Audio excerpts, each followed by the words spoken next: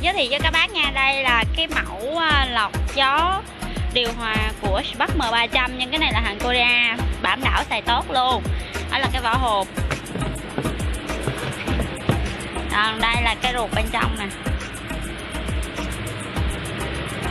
Nó không được sáng. Rồi, hay đi cho chị coi. Chiều đúng rồi đó. Hả?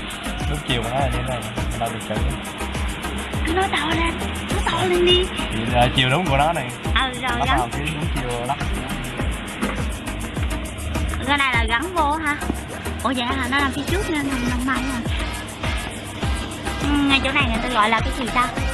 Ê, em, cái này gọi là cái gì? Cốc đựng đồ. Cốc đựng đồ hả? Vậy là nó nằm ở túc ở dưới này.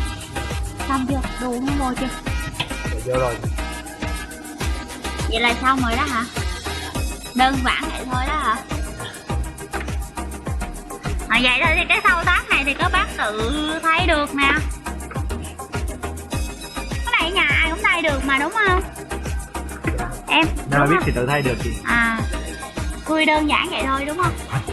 Còn lại thì gài cái nắp cốc đựng đồ ra thôi. Đó là mình gỡ cái cốt đựng đồ ra, xong mình gắn cái thay cái lọc gió điều hòa, xong bây giờ mình gắn vào lại.